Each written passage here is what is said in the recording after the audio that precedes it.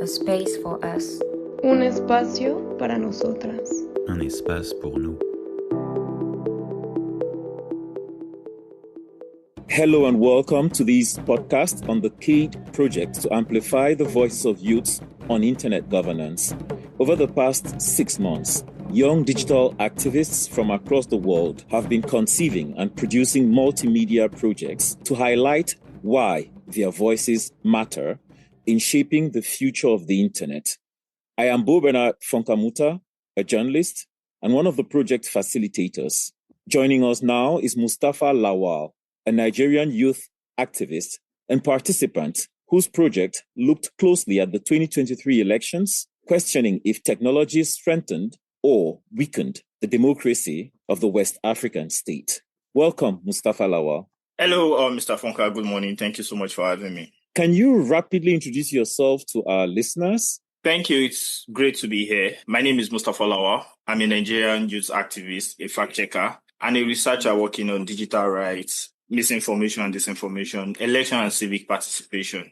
Now, tell me, when you first joined the CADE Youth Voices for Digital Rights project, what question or frustration about Nigeria's democracy was already sitting with you? My background as a fact checker and a researcher, coupled with being a youth, had me having a lot of questions, pretty much. So my frustration mainly was about information ecosystem and the information landscape, how widespread it was to share information easily, and at the same time, how easy it is for anybody to be misinformed. And the propagators and the victim at the end of this are oftentimes youths, young people, which are the largest participants in the internet space. So across the world, the youth is the largest block of users using the internet. So now a major problem that comes with how often the information is shared and spread across different platforms is misinformation. And the sole responsibility of guiding users on this platform rests with stakeholders that necessarily do not involve youths. Think of governments, think of the platform owners, the stakeholders. All of these, they rarely take the opinions and account of the experiences of youth into making decisions around what happens on many of these platforms on the internet. But then at the receiving end is the youth that gets to carry the brunt of whatever decision that they take. In specific context, as a fact checker, my frustration was pretty much about how to verify issues, how to verify information on the internet. During the last election, which was more on what I worked on, as a fact checker, during the election, a lot of youths trusted information that they get from online sources. So they make live decisions based on these informations. And then verifying many of these claims, you get to see that people are making critical life decisions based on wrong information and false information. And the role that technology plays in this is not something that can be discarded. So it's very important that when system fails, we call those systems to actions. And so seeing the CADE project, that frustration was something I feel through this project I can get some answers and also demand changes that I hope to see in it, so which is pretty much why I joined, and how to ensure that the voices of youth are not lost in processes that affect them. It's been 6 months. You've gone from ideas to actual media storytelling. What has been the biggest shift for you on how you understand digital democracy? The biggest shift for me has been the fact that data is data when it lacks context. So this has shown me so much that data alone says nothing. They are just numbers. They are just statistics. But with context, we can shift how we interpret and what information we process with such data. And what shifted for me most about digital democracy is that accurate system is not the most important part of digital democracy. It is important that citizens and users of those systems understand how the system works, trust how the system works. In my experience as a fact checker, I'm trained to train sources. So when I'm doing whatever work I'm doing as a fact checker, bulk of my work is to trace sources, understand the context behind the share of information. So in the digital democracy space, many of the participants, which are largely the electorate, they do not understand how technology enhances their voices as electorates. They do not trust the system that is integrating technology into their democracy system. So that breach of gap is what has shifted, and seeing how much if we start to introduce context into the available data, trying to introduce understanding into the available system, help people understand the system that exists and how they can understand it better and how they can trust it better. It makes it easier to see people understanding what digital democracy is all about, being eager to participate in it, and being interested in the process and also the outcome at the long run. And I imagine that humanizing these stories makes that data more valuable and more relatable for ordinary people. Absolutely. And that is what I mean by context as well. Because when I say, for instance, in Nigeria now, we say the number of out of school children is over 18 million. That is just statistics. It does not move me. But when I say of the over 200 million citizens in Nigeria and of the over 40 million school going children, more than half of them are out of school. Not because they do not have the skills or the opportunities that others have, but because the system that should give them access to that opportunity is lacking and it's not working. So that gives more context to it. Then I can see myself in each of the students or each of the young people that are out of school beyond just mentioning it as a data point. So that context to see, oh, this is the number, this is how it affects real people and the impact in how it has on them. It's something that I've got to expose to during the CADE project, and it has shifted my perspectives on a lot of things. Just to give another specific context or instances, the project I worked on, digital democracy, and how technology affects election decision. Say the protagonist in the multimedia project that I carried out is a 27-year-old in Ibadan, which is a southwestern state in Nigeria, Adewale. So for Adewale, before the integration of technology, elections were largely manual and very slow. So you go to the polling units, you have to wait long hours in the sun before you get accredited, before you are able to vote. Then after doing all of that throughout the day, you have to wait 2, 3, 4 days for collation of results before you get it. But when technology came into picture and the promise of the electoral body, the INEC, where with technology, we can hasten the process, we can make it more transparent. So that was a very big turnaround for Adewale to trust the system. So a process that could have taken 3, 4, 5 days in the past, now with the adoption of technology, we can get it done in few hours and we can be certain that it is something we can trust.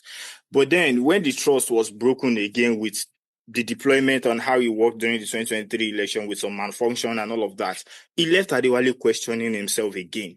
And now imagine the decision that Adewale has made because he trusted a system that now dampened his trust by not living up to his promises as a result of that. So the context behind the data alone is something that we need in digital democracy so that we understand how it affects people, the people it affects, and the long-term results on our democracy as a whole, because democracy is meant to be built on trust. And without that trust, it's very hard to trust systems and to make it work.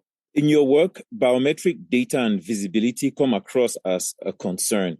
As a young Nigerian, what worries you more? Election results you can't verify or personal data you can't track? Actually, untraceable personal data actually worries me the most. That's not to say unverified result does not worry me at all. It worries me because decisions about my life are made on that as well. But then untraceable personal data, it is very similar to my identity now because as a digital native, my greatest asset online is my identity. So if anybody search for my name, it is what they find about me. It is what they get to know. People that have not met me before, people that don't know anything about me, it is what they get to see. So now if I hand that data onto a system based on trust, and now I can't trace it. I don't know what it is used for, where it is kept, what happens where it is kept, what happens after I've released the data, how long do they keep it for, what do they do with it? It concerns me because the consequence lasts longer. So the system I handed my data to, say for instance, during the last election, there was biometric capture. Now there was fingerprint and facial recognition that was carried out. So that data were stored on INEC portal. why they might mean no harm and decide to just skip it. What happens when somebody hacks their platform and takes that data later and use my identity to commit a crime somewhere? So am I going to suffer for a crime I know nothing about just because I trusted a system in a hope for a better future? So untraceable personal data concerns me the most just because the consequences are far-reaching, they last longer, and they are unprecedented. I don't know how much harm they can cause for me tomorrow beyond just now. Your work is definitely full of pertinent questions. You've mentioned this a little bit earlier. Maybe that's why I didn't dwell on it further, but maybe I should give you a chance of being clear. You establish how elections and technology seduced young voters. And then you later say uncertainty crept in. Where exactly did the trust break down? So in the last election, 2023 election in Nigeria, which was like the general election, the technology adoption were two. There was the BVAS, that's the bimodal verification system, and the IREF portal. So the two platforms, the two technological tools or platform, what they are meant to do is different. So for the BVAS, it is meant to accredit the voters to confirm the identity of electorates before they vote. So it's just to ensure one person gets one vote, which is like something Nigeria struggles with in the past, where we've had one person having to cast multiple votes because the system is not accountable and transparent enough. But with BVAS, they're able to cop that. Then there was the other part, which was the IRF, which was meant to be a real-time verification platform. So as the results are being counted and collated at each polling unit, the results were meant to be uploaded to the IRF portal where everybody can verify it in real time and can even collate the data. That's not to say the final collation happens with the electoral body, but then everybody gets to see what happened at each polling unit as at the time the results were collated. But then the presidential election happened on February 25, 2023, and the governorship election across the country happened March 18, 2023. But after the election, a lot of polling units did not upload their results. Some results were not uploaded 2, 3, 4 days after the election. So now results that we should verify in real time as they are being collated are not verifiable 24 hours, 36 hours, even 72 hours after the election has gone on. So that makes the trust break in all of that process. So the longer we wait, the more time misinformation and disinformation has enough space to fill, because there was silence. So nobody was coming out to say, this is the reason why we are not uploading at this particular polling unit. This is the reason why we are not uploading at this.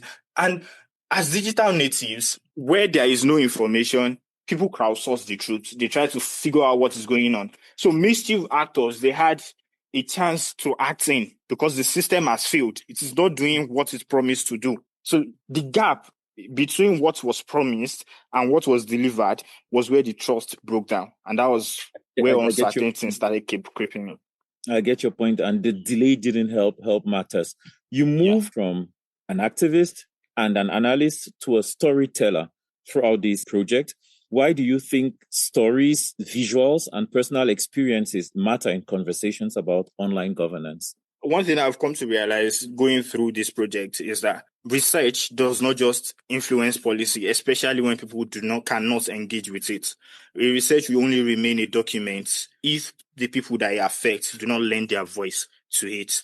And fact-checking has taught me probably one of the greatest lessons of my life, that evidence is most powerful when it is accessible.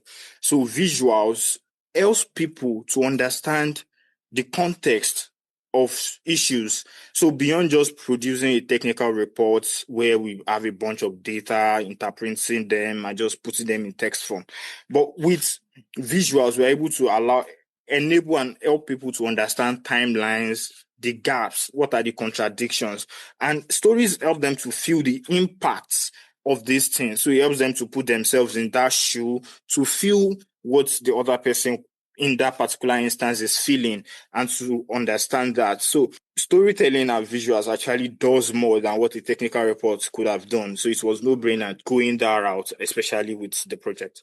Looking ahead, what role do you think technology will play in future elections in Nigeria? I hear there's one coming up in 2027.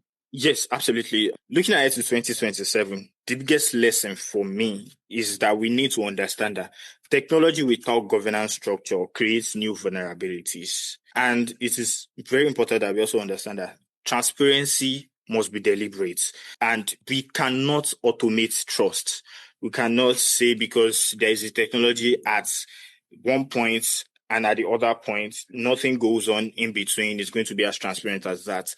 So it's very important that we are very transparent with the process. And also, we are not discarding the human judgment of it. And we are very transparent when selecting those that represent our interests. So future election must prioritize data protection, communication, transparency, and independent verification. Because for technology to enhance our democracy, it has to be what we trust and it has to be what we have control over. So looking ahead to the election, it's very important that the Nigerian government and every stakeholder involved in the electoral process, which, by the way, that's the Independent Electoral Commission of Nigeria, that's INEC, must be very transparent with the adoption of technology, be very clear about what data is needed to make a technology work, what is going to be the use of that data, what is the protocol behind safeguarding those data and probably discarding them after it has been used, and also be transparent about the capability and limitation of the technology we are going to use so we can manage expectation right from time and also to be very accountable with the process. What are you taking with you from this 6-month journey as an activist and as a citizen? My biggest takeaway from this journey is for democracy to work in this digital age, citizens must be able to verify outcomes and trust that their data is protected. And storytelling and visual are as important as the data that we have on any issue because it helps us to engage with the story, with the issues better than just relate with them. Mustapha, thank you very much. We are definitely looking forward to viewing not only your multimedia project, but that of all the other participants who were involved in this. Thank you, Mustapha Lawal, for accepting to talk to us and for pointing out that technology on its own cannot fix democracy, and that democracy as well cannot survive without adapting to the digital lives of its citizens. For millions of young Nigerians like Mustapha, participation in elections now goes beyond voting. It is also experienced online in storytelling, scrutiny, and insistence. Baba, thank you very much. A space for us. Un espacio para nosotras. Un espace pour nous.